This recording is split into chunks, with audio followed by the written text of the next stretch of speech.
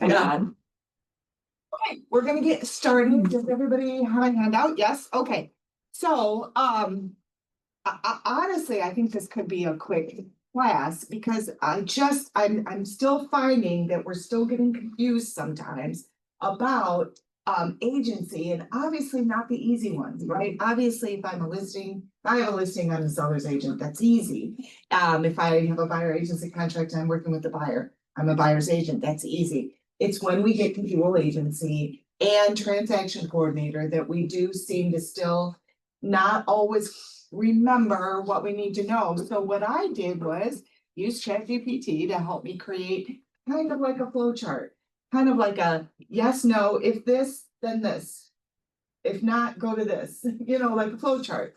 So we're gonna go through this flow chart and probably zoom through the top part, spend a little bit more time on the last part. So did you sign an agency disclosure form with the person?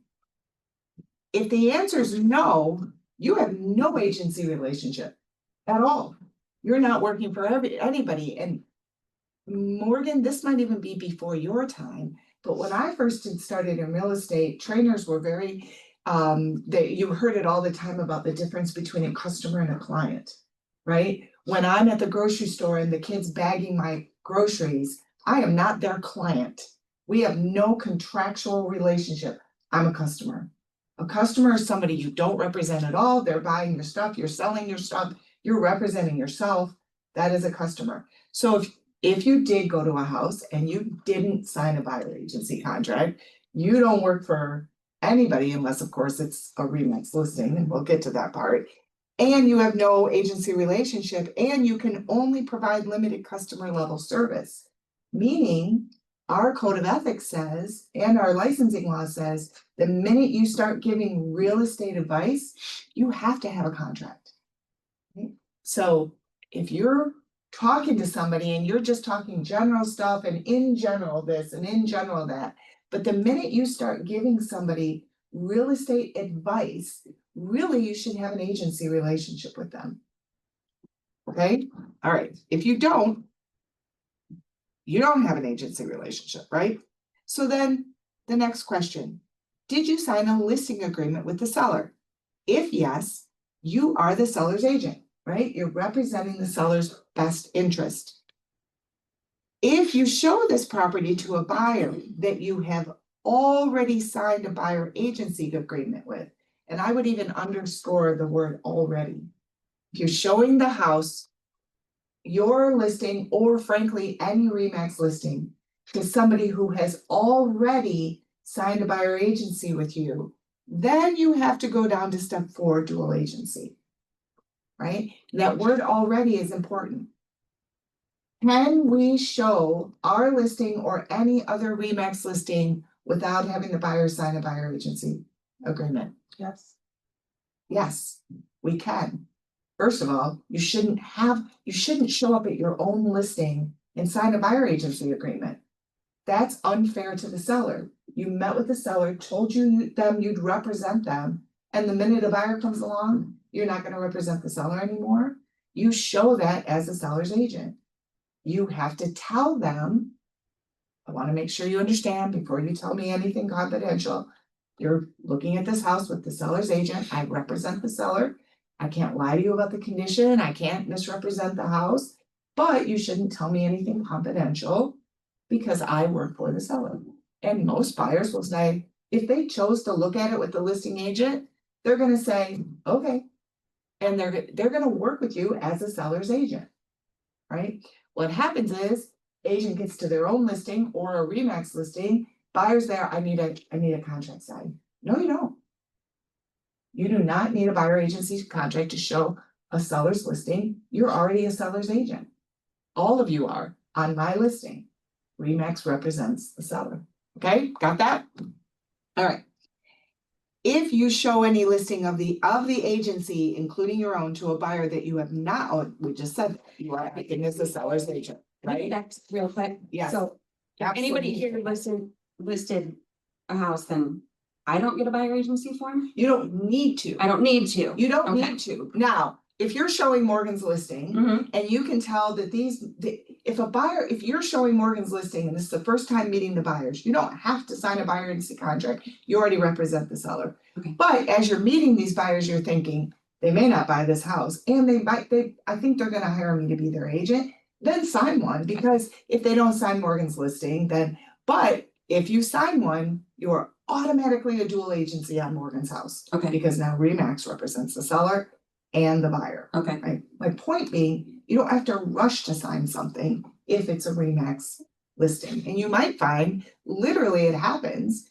You get a floor call, they wanna see Morgan's listing, you show it, they wanna write an offer, they close. They don't care, mhm, well then, why pretend that you represent them when you just met them at the house and. Yeah. Yeah, okay, okay. Good, alright. Now continue to step 2. Did you sign a buyer agency agreement with the buyer? If it's yes, you're a buyer's agent representing the buyer's best interest. If that buyer is then interested in a Remax listing, boom, you're down to 4, right? But that's because you'd already signed a buyer's agency with them. I met them at a Berkshire house. They hired me, they signed a buyer agency agreement. Now they're interested in a Remax listing. Now I'm a dual agent. Because I already represented them. Right? Step 3, are you providing services to both parties but without advocating for either side? Yes, then you are a transaction coordinator. Now, here's the thing, I have told staff, there's no such thing as a transaction coordinator. I have told staff, if any of my agents list themselves as transaction coordinator, I want you to tell me so I can talk to the agent, right? Okay, so Morgan's husband's aunt, what's her name? Diane calls Morgan and says, we're gonna sell the house to our son. We've already come up with a purchase price and everything. We just need you to close the deal. And Morgan knows the son as well as she knows the aunt, and she really is just helping them both put it together, and they're both paying her a fee out of proceeds. Then you could argue that Morgan's a transaction coordinator, right? But if Diane calls and says, hey Morgan, we're selling our house, we think the neighbor's kid wants it, but we're not sure how much to ask. Could you come and give us some advice? And then if they wanna buy it, you're working for Diane, mhm, right? You are not a transaction coordinator. You are a seller's agent, even if you don't sign a listing agreement. You are a seller's agent, you sign an agency disclosure with them. Frankly, I would sign a listing and a purchase agreement at the time that they write the offer, right? So she goes, she meets with them, she tells them how much it would, if your neighbor does, how much would you charge us if the neighbor does wanna buy it? Well, right there, you're paying me, you're asking for advice, I'm working for you, right? So then if Morgan says, okay, if your buyer buys it and I don't have to do anything else, just close it, I charge, 3%, that's all you'll have to pay. Then at the time they write the offer with the buyer, I would also just do a listing agreement at 3%. Now you have an agency with the seller, there is no agency with the buyer, you make sure the buyer understands you're working as a seller's agent. Right, you are not a transaction coordinator. The way my dad put it is you're only a transaction coordinator if both parties refuse to hire you. Right? mhm, I'm not hiring you to list my house, I'm not hiring you to, right? They won't hire you to represent them, they literally just want to have somebody do the paperwork. So it's very rare that you're gonna be a transaction coordinator. If you feel that you are, ask yourself, who called me? Are they paying me? Am I giving them advice? I've got one right now. Way over here, I'm just gonna ask you about it. Yeah. It's a trailer, so I don't know, it's a property that just has a trailer on it, Okay, but, anyhow, it's the buyer that I know, and his neighbor is going to sell him the property. And he wants me to write it up for him. okay, And that's what he just wanted to know, like how much I charged and all that. So if I go and I tell the seller, like, I'm working for him, but you need to pay me this much.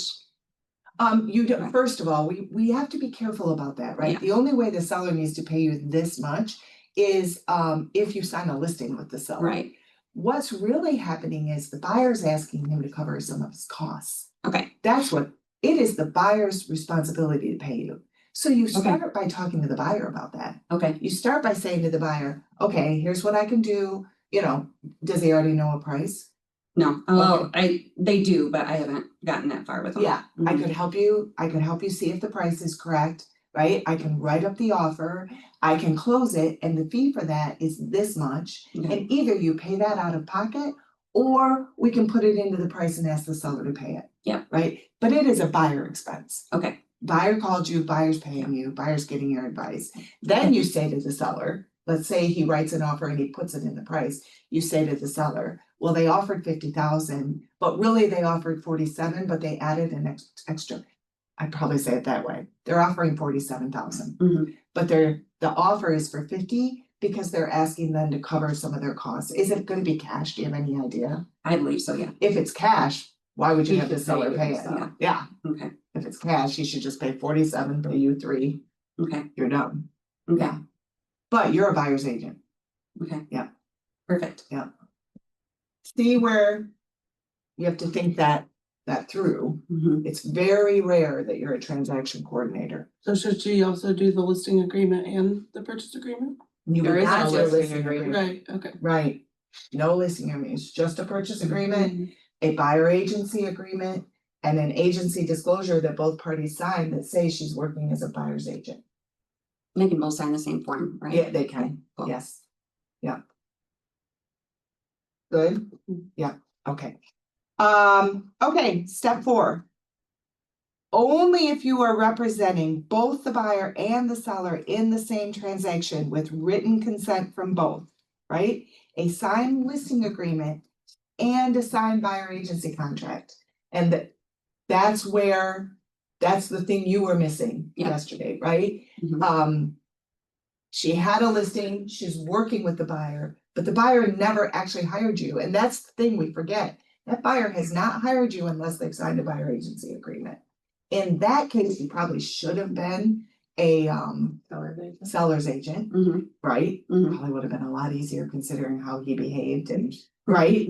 But knowing then that you put dual, and at least you did put dual agent, which is, I would, right? Mhm, Knowing that you put dual agent on the contract, then it's almost like you have to go back then and get a buyer agency contract signed. yeah, Which we're not gonna mess with, the thing's closed, we're moving on. But again, you cannot be a dual agent if you don't represent both parties. And you only represent both parties if you have a contract with each. And because of that, agents think they need to get a contract with the buyer because I have to be a buyer dual agent. Is that true? What? Sorry, I was listening. Agents think because you have to have a contract with both parties to be a dual agent. Then agents think, I've got to get this buyer to sign a buyer agency contract because I have to be a dual agent. No. Do you? No. You're probably better off just being a seller's agent. It's hard to think of because you never see it, but the fact of the matter is, if it's your listing, especially your listing, if it's somebody else in the office's listing, no. If it's your listing, be a seller's agent. Just be a seller's agent. Yeah. Okay. Yeah. Just say, wanna make sure you understand, I work for the seller, I'm happy to help you with this, I can't lie to you about it, but the seller hired me, they're the one paying me. Just wanna make sure you understand that. I still use the story you told me, I still say this to this day. The way I explain seller's agency is, it's like if you went into the mall and wanted to buy a piece of jewelry for Yeah. your wife. Mhm. You walk in, the clerk helps you, I'm the clerk.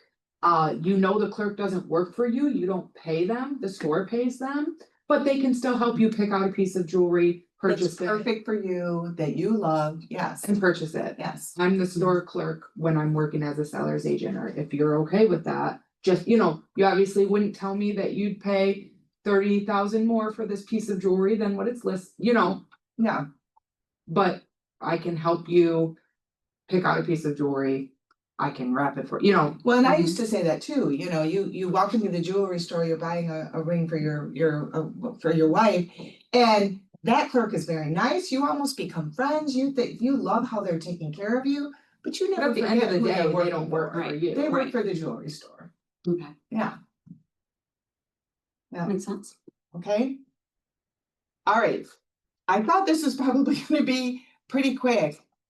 Do you think this helps you? If I have a question next time, I can look at this and kind of go through the yes or no questions and help me make sure I understand which one. The fact of the matter is, if you're doing dual agent or transaction coordinator and you're not sure, just ask me. I mean, I Okay. can help you very quickly. When does this matter? When you're in front of a judge. In court. Really? Yeah. That's when this matters. And, you know, I was just telling somebody this morning that in my 30 years, we've not had someone in court, right? It rarely happens. But when you're in front of a judge, they are going to look at that. And, you know, and that sometimes that's how I help you determine if you think you're gonna be a transaction coordinator. There's no way you're gonna stand in front of a judge and say, this is your cousin and you never met this guy, but you were working for both of them. Mhm. You were working for your cousin, right? You know, that's when it matters, is in court. And you're more legally protected if you are a seller's agent Yes. to be a seller's agent. Amen. Because exactly what she said, you signed with the seller, you met this guy that day and we're supposed to believe that you're working for both. Yeah. No, you We're work for the working seller. Yeah. So just work for the seller Yes, and save yourself the headache. yes, Yeah, that would have been a lot nicer. yeah, Exactly. yeah. Okay. Because in this case, that guy's wife's an agent. Mhm, He didn't even need mhm, an right. agent, yeah. You did not have to be his agent, you could still I'm wondering if that wasn't. charge the Well, seller too, both sides. Well, I wonder too, Mhm. yeah, yeah. Yeah.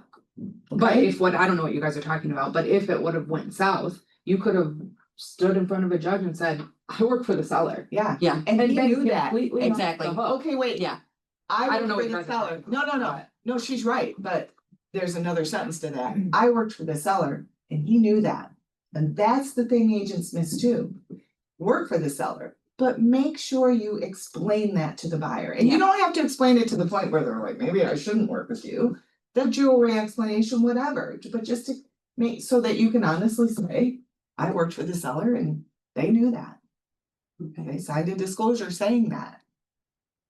Yeah. Well, and some people will call and say, you know, I'm only looking with the seller's agent. Mm-hmm. And in some ways, whatever, but in some ways, good. When they called me, they said they only wanted to work with the seller's agent because they think they're gonna save money and they're Yeah, not. they're not. But they let you off the hook right there. Okay, Okay. I owe you nothing. Let's talk about that for a second. What do you say to somebody if you feel it's in their best interest to learn that that's not the smart way to look for a house? What would you say to them to encourage them to not just work with the seller's agent? It depends on the content. Yeah, If they call and say, well, somebody else can. What's up? what would you say to somebody? What would you say to somebody if they came to your listing and said they only talk, like if you said, if this house isn't for you, I could show you some others, and they say, no, we only work with the listing agent. And you thought, in this case, I'm gonna educate them because they actually could be a good client. Mhm. What do you think you'd say? That's okay to do, but if you're gonna go to court, are you gonna hire the same lawyer as the person you're going against? Okay, And legally you can't, like, there's a conflict of interest in that, so it would be in your best interest to hire someone who's advocating for you. right. I think one of the things yes, attorneys are a perfect example. Attorneys can't do dual agency. Right. And we all know that, right? We've all called an attorney once and been told, I can't represent you, we Right. already represent the other party, Mhm. right? But I think my first question would be, why are you doing that? Right, where I'm only calling the listing agent. Oh, that's interesting. What's the purpose of that? And if it's literally because I hate all you realtors, you're a bunch of fuckers and, you know, then, oh, good for you. Good, I'm glad I know, right? But if it's, well, we feel like we'll get a better deal. If we, Mhm. then what would you say? I know what I would say. Go ahead.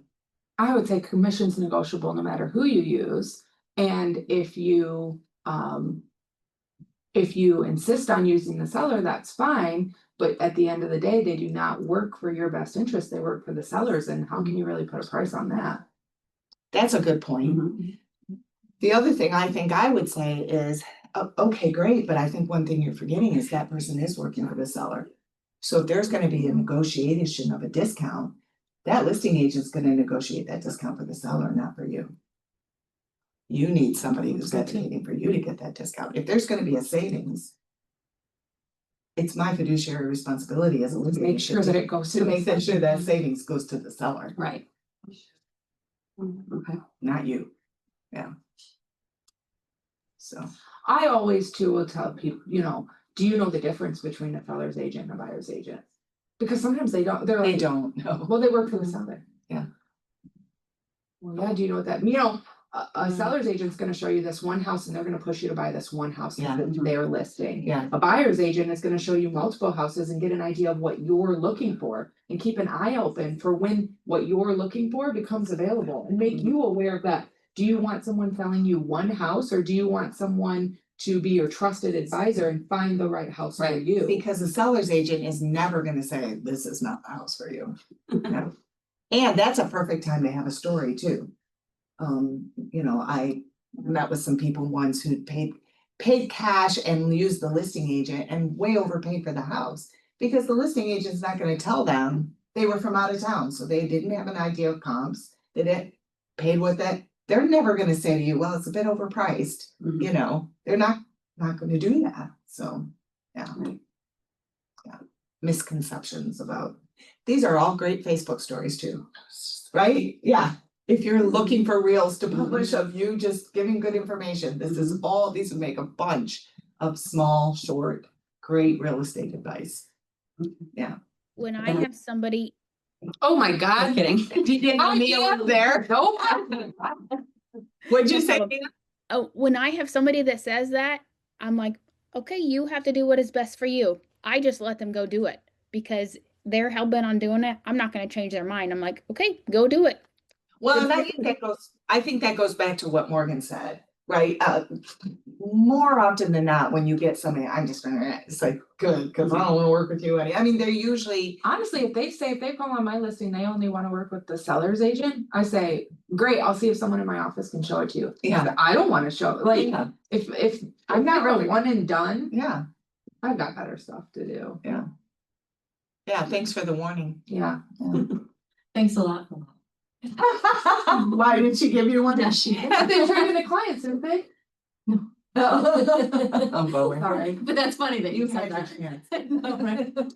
I also, and I know Mia feels the same and people feel, but I know other people feel differently. I don't like to double dip my own listings. No way, Jose. I do not like to do it And either. that's another reason why I give it to you too. I don't like to double dip my own listings, cause I do work for the seller. Right. And I feel like it tends, I do meet them and I like them and I know it's a little overpriced, and I don't like that. Yeah. So I do prefer that Mhm. if I get a call on my listing, I usually give it out too, Mhm. because I don't like to be, I wanna know who I represent. And that is not an opinion I advocate one way or the other. There are agents here who would double dip everything they list if they It's could. double the money. And there are agents who are like, you know what, I'm happy with what I'm getting and I'd rather not. And I really do see both sides. I really do. It can be very difficult double dipping a listing and when they start not getting along, It puts one of them you- looks at you. One of them looks at you and says, who are you working for anyway? Yeah. Yeah. So. Okay, any other questions? Have you in looking at this, do you see a time when maybe you picked agency wrong or thought you were? Or something? Absolutely. Yeah, I have. give an I'm gonna- example. Huh? Give an example. Well, when I first have a buyer and then I have a buyer agency agreement signed with them and then I list a house and then they want to go see a house that I have listed, well, then I have to go back and change their agency, Disclosure, Yes, agency Yes. disclosure, correct. yes. Yeah. Yes, you do want him to sign a new disclosure saying dual agent. Yes, absolutely. And I But forget you to do are a that. dual agent in that case if you already had a buyer agency signed. Okay, You are a dual agent. If you already had, When I have them sign that document, like, so Mia, maybe for next time, when they sign their buyer's agency agreement, I also have them sign the disclosure. And I mark buyer's agent and dual agent, so that it's already done. If I'm a buyer, and I'll say, I'm working as a buyer's agent, unless you buy a Remax property, I'll switch to dual agency, so go ahead and initial both. huh? And I just get straight up front. I saw Talia do that too. I'm it- gonna do that. You have a tangible paper, but you can't check both boxes on the dot loop. You can put an initial next to. Oh, Yeah, you can can add an there's a initial. checkbox. they're But putting yes, that it box won't in. let you check Yeah. at both at the same time. Gotcha. But I've had people just initial, like if they're doing Okay. dot loop, I'll just Yeah. put their initials next to dual Okay. agent Didn't too, realize- and have them initial it. Interesting.